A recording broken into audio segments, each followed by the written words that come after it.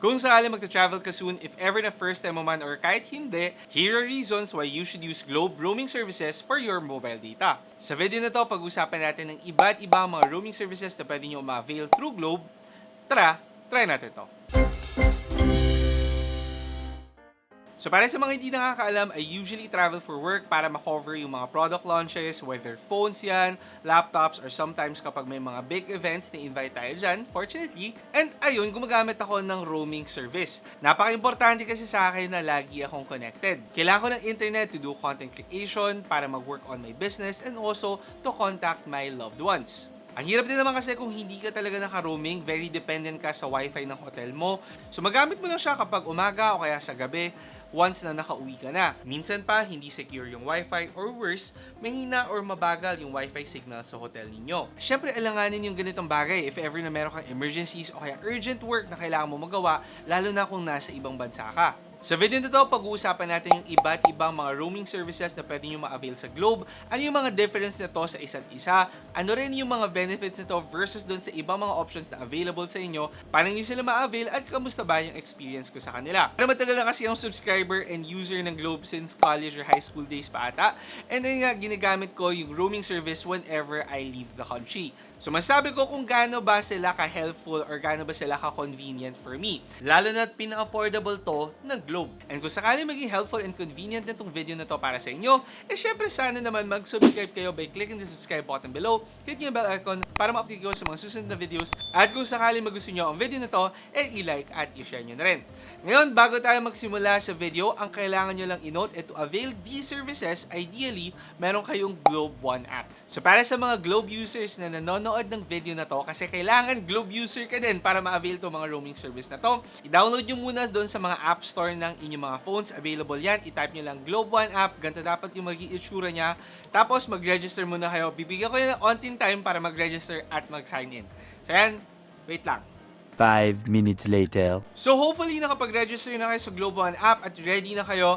So ngayon, pag-usapan na natin yung iba't ibang Globe roaming service. Simulan muna natin doon sa tinatawag ng Globe na Go Roam. Ito talaga yung mainly na in-avail ko for my mobile data kasi kung paano talaga ako mag-travel, ito yung pinaka-appropriate para sa akin. If lalabas ka ng bansa, mag-isa ka lang, wala ka ng ibang pupuntahan, I suggest na ito ang Globe roaming service na kunin mo. Ang iba sa atin ang ginagawa, bumibili sila ng eSIM o kaya ng local SIM. Ibig sabihin, gagamitin nila yung SIM card na nabibili talaga sa bansa na yon, thinking na mas makakatipid sila. Actually, ginagawa ko din to minsan. However, recently nilaunch ng Globe ang kanilang country-exclusive promos na kayang tapatan yung presyo ng mga SIM card na mabibili nyo sa ibang bansa. Meaning may specific promo na ang Globe per country. Available na in 27 countries, even including European countries. With multiple promos to choose from depende sa laki ng data na kailangan nyo or sa tagal ng trip nyo. So mataas yung chance na mahanap nyo yung perfect promo para sa inyong trip. From experience wala naman ako nagiging issue. Nakakapag-post ako, nakakapag-browse ako doon ng videos, natatawagan ko yung boyfriend ko nang walang any lags.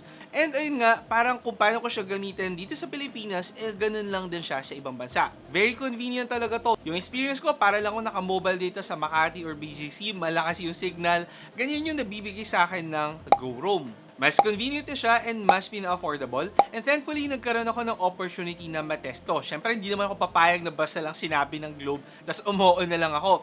So, nung pumunta ako sa Taiwan for Computex 2025, ang ginawa ko, kinumpare ko yung local rates ng SIM card sa Taiwan and also yung 600 peso Go Roam Taiwan promo. With this promo, meron na akong 3GB internet for 5 days versus yung sa local SIM nila na nakakalagang 500 Taiwanese dollars or 950 pesos if i-convert nyo na may 3GB 5G internet at saka 50 Taiwanese dollars worth ng call at text for 3 days. Yung price difference nila pwedeng yun yung pang-avail mo ng Roam Saver for call and text. So technically, makakatipid ka pa nga actually kapag in-avail mo yung Globe 600 peso Go Roam Taiwan kesa bumili ka ng eSIM o kaya local SIM sa kanila. So in conclusion, ang masasabi ko mas sulit na mag-avail ng Go Roam kesa bumili pa ako ng local SIM sa Taiwan na ayun pa, hassle yung pagbili, pagpila at saka pag-install ng SIM card sa phone ko. Sabi ko nga, mas pin-affordable ang mga bagong roaming services from Globe. And Globe claims na best ever Go Roam packs ito compared to their previous offers. Globe is adding more Go Roam offers per country. Pwede mas smaller data, larger data, longer validity, or shorter validity to ensure na mahanap mo ang perfect Go Roam pack para sa'yo. Ngayon yung question, how do you subscribe? So ang gagawin nyo lang, sabi ko nga, i-open nyo yung Globe One app nyo, tapos i-select nyo yung registered number na gagamitan nyo ng roaming. Punta ka ngayon doon sa pinakababa, yung may nakalagay na Shop Add-ons. Tapos, hanapin mo yung bansa na pupuntahan mo to check for country-specific promos. Ngayon, i-click mo yung subscribe to subscribe, and then to pay, pwede mong gamitin yung charge to bill if ever na postpaid plan ka, o kaya naman, pwede mong bayaran through GCash kung sakaling prepaid plan ka. Pwede mo tong i-book up to 2 days in advance, tapos automatically siya mag-activate once na dumating ka na doon sa bansa or nakaland ka na. And then, if makancel naman yung trip mo, automatically siyang magka-cancel after 2 days kapag hindi siya na-activate. So, hassle-free ka na nga, no worries ka pa kung matcha-charge ka o hindi. Kung sakali naman na multiple countries ang pupuntahan mo, yung ideal na option ay RoamSurf. With RoamSurf kasi, in just one subscription, pwede kang pumunta in 2, 3, 4, even more countries nang hindi ka nagbo-book or rebook ng iyong roaming subscription. Meron kasi sa atin pa iba-iba yung mga bansa na pinupuntahan. Kunwari, magtutour kayo around Asia, magko-cross-continent kayo. If ever na ganito yung mangyayari sa inyo, syempre hindi ba sobrang convenient na in just one subscription na lang ang gagamitin nyo? Hindi yung kada bansa, magpapalit ka ng SIM card o kaya magpapalit ka ng eSIM na would take time at saka very inconvenient as well. With RoamSurf, one booking ka na lang. Goods na yan for your entire trip. Mas malalaki yung data options na ino-offer nito at mas matagal din yung kanyang validity kasi ayun nga, alam naman ng Globe na pagdating sa mga gantong klase ng trip, matagal talaga sila or kaya madami kang data na mako-consume.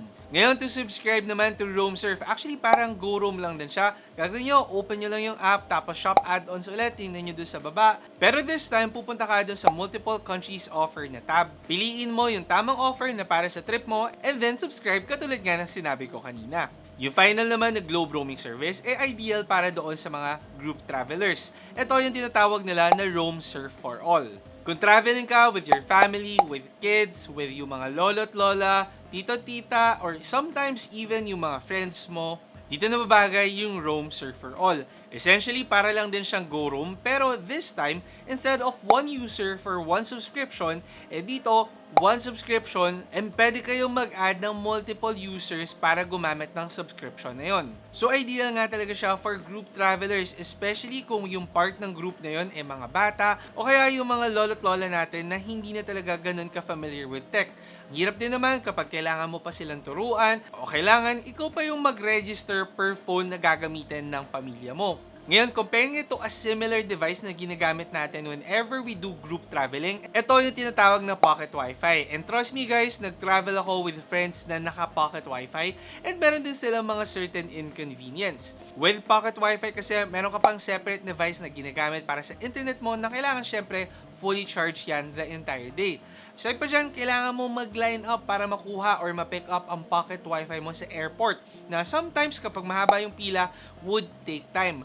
Isa pa na hindi sinasabi sa inyo ng pocket wifi, kailangan ibabalik nyo din yan sa booth nila after nyo mag-travel, either locally o kaya doon sa bansa kung saan kinuha nyo sila. And from experience, meron na din akong friend na kailangan pa namin maglipat ng terminal kasi wala pala doon sa terminal na pinuntahan namin yung drop booth ng kanilang pocket wifi. So, meron mga inconvenience na syempre, kung in-avail nyo yung RoamSurf for All, you can do everything online on your phone. Tapos, ikaw yung magre-register ng mga phones na yon at kahit nasaan pa sila, hindi nila kailangan dumikit sa'yo para magamit yung internet. As in, meron kayong mga independent roaming service talaga. Basically, ikaw lang yung nag-register para sa kanila. Internet bandwidth is per user, so hindi mako-compromise yung bilis ng internet kung sakaling marami kayong naka-register under one RoamSurf for All. Ngayon ko, ito yung plano yung gamitin. Madali lang siya, open nyo lang yung Globe One app, shop add-ons kayo dun sa baba, hanapin nyo yung RoamSurf for All, tapos mag-register kayo. After registering, kapag na-activate na yung roaming nyo, i-check nyo yung active roaming para sa phone nyo. Dito, pwedeng kayo na yung mag-input ng mga numbers na i-register nyo for this roaming service. So, napakadali lang, hindi na yung kailangan pa isa-isa kayo nagpapalit ng SIM card, nagpapalit ng eSIM, o kaya nag-aagaw kayo sa iisang pocket wifi. Alam ko, medyo mahirap talaga pag group travel, lalo na kung nag-iisa ka lang na in charge. So, kung ikaw in charge, ideally, i-avail mo ang Roam Surf for All. So, yun na nga yung iba't ibang mga globe roaming services. Sana matandaan nyo, meron yung Go Roam for one country lang, meron yung Roam Surf kung sakaling multiple countries kayo, at meron namang Roam Surf for All kung multiple users kayo. Hopefully, nakatulong tong video na to para malaman nyo kung ano ba yung dapat na globe roaming service na ina-avail nyo, at malaman nyo din yung mga bagong globe roaming services kung saan mas pinaka-convenient at mas pinaka-affordable para sa mga globe users. If ever you want to learn more, ilalagay ko yung link below para malaman nyo at maaral nyo pa yan. Pero pwede nyo din namang i-check yung Globe One app bago kayo mag-book, kalikutin nyo muna. Anyway, hopefully nakatulong tong video na malaman nyo yung iba't ibang mga globe roaming services. Again, kung sakaling hindi ka pa nakasubscribe dito sa channel, mag-subscribe by clicking the subscribe button below. Set mo yung bell icon para ma-update ka sa mga susunod na videos. Sana nandila ako. Again, ako si Alvin, ang inyong tech guy. See you next time. Ingat! Nagustuhan nyo ba ang video ko? I-check out nyo ang aking channel for more phone, gadget, and laptop reviews. Tapos, meron pa akong tech tips and guides. Mag-subscribe by clicking the subscribe button below at i-hit nyo na rin ang bell icon para sa mga susunod ko pang videos.